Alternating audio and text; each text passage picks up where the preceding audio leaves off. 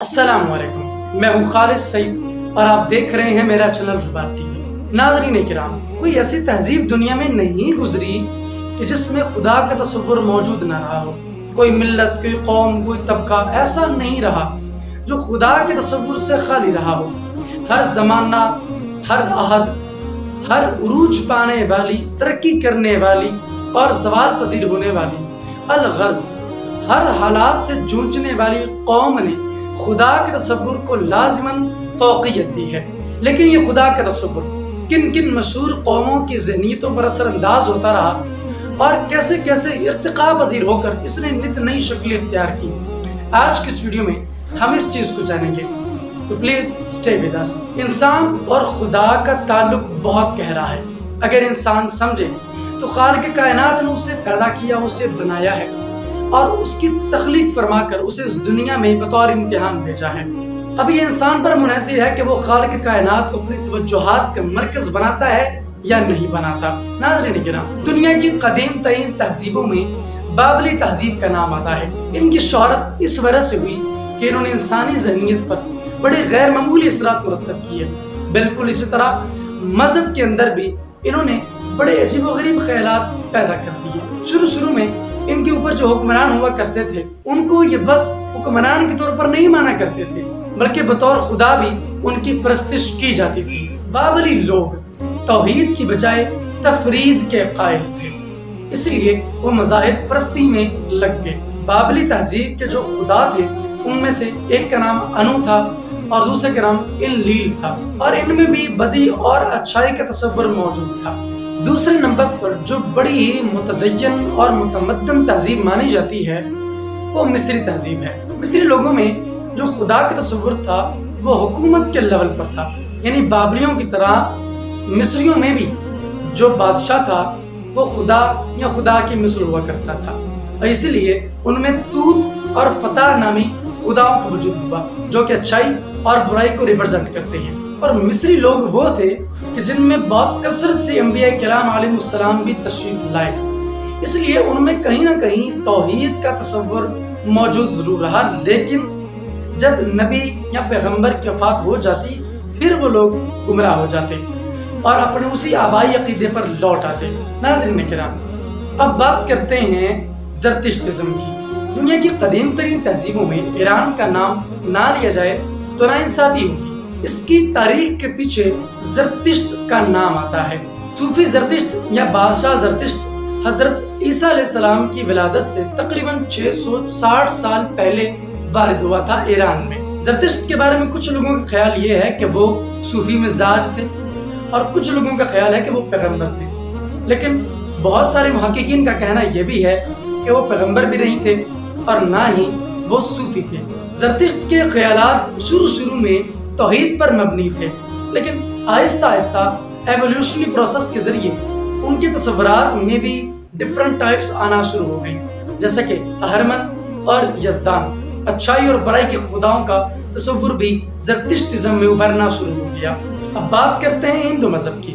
ہندو مذہب دنیا کا سب سے یونیک مذہب ہے، جس میں چوہے سے لے کر آسمانی بجلی تک کی پوجا کی جاتی ہے۔ تقریباً 3 کروڑ خداؤں کا تصور لیے یہ مذہب بہت زیادہ ڈائیورسٹی کا شکار ہے، اس لیے اسے پلورلٹی پر مبنی مذہب کہا جاتا ہے، یعنی جس میں کثرت ہی کثرت ہے، کیونکہ ان کا خیال ہے کہ خدا مختلف چیزوں میں پرویش کرتا ہے اور آپ کے سامنے آ جاتا ہے۔ وہ کسی بھی روپ میں آ کر آپ سے بات کر سکتا ہے اور کوئی بھی شیپ لے سکتا ہے۔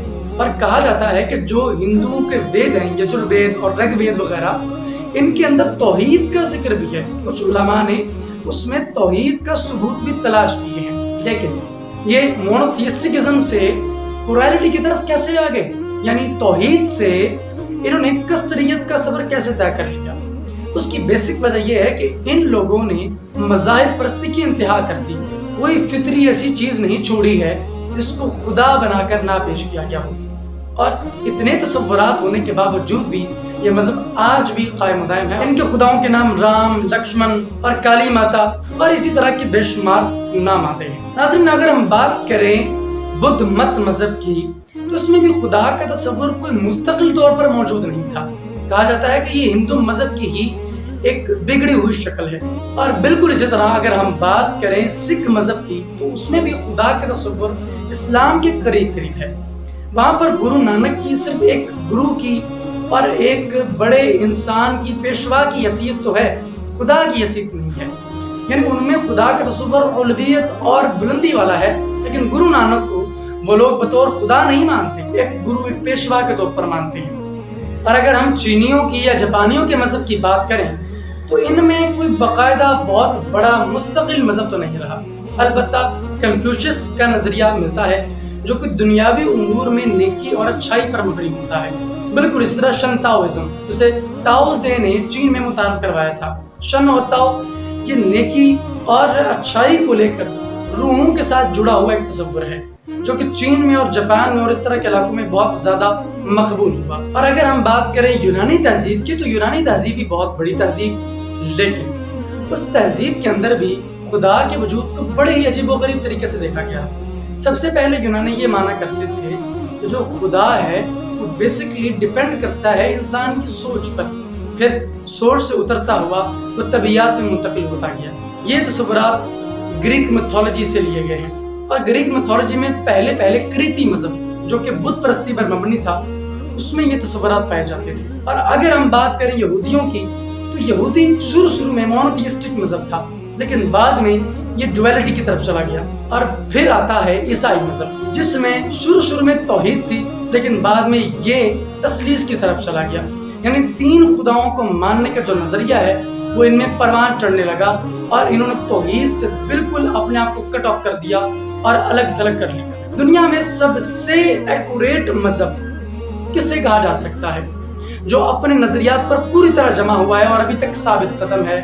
دیٹ از اسلام، کیونکہ اسلام توحید پر مبنی ہے۔ توحید کا مطلب ہے ایک خدا کو ماننا، اسی وجہ سے اسے مونوتھیسٹک ریلیجن کہا جاتا ہے۔ ویسے تو عیسائیت اور یہودیت کو بھی کہا جاتا ہے، لیکن بیسکلی جو اس کا صحیح حقدار ہے وہ اسلام ہے، جس میں ارشاد خدا بندی ہے قل هو اللہ احد، فرمائیے کہ اللہ ایک ہے۔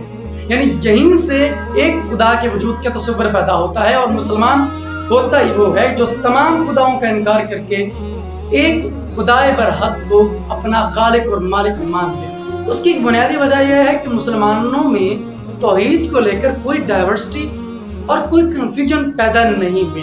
رسول کریم صلی اللہ علیہ وسلم کی ایک بڑی ہی خوبصورت حدیث موجود ہے کہ مجھے تم لوگوں کے میرے بعد شرک میں مبتلا ہونے کا خوف نہیں ہے۔ یہ بات ایک سند کے طور پر ہمارے پاس موجود ہے، گویا قیامت تک مسلمانوں میں اس طرح کی کوئی چیز پیدا نہیں ہوگی۔ توحید ہمارا جینا اور مرنا ہے، اور یہی ہمارا سب کچھ ہے۔ اسلام کی بنیاد بھی یہ ہے اور ہمارے ایمان کی بنیاد بھی یہ ہے۔ آپ کو اس ویڈیو میں جو بھی انفارمیشن ویلڈ لگی ہے آپ کمنٹ سیکشن میں اس کے بارے میں اپنی رائے دے سکتے ہیں۔ اس ویڈیو کو لائک کیجیے گا، شیئر کیجیے گا، اور میرے چینل رباط ٹی وی کو ضرور سبسکرائب کیجیے گا۔ اب میں ملوں گا آپ سے ایک نئی ویڈیو میں، تب تک کے لیے اللہ حافظ۔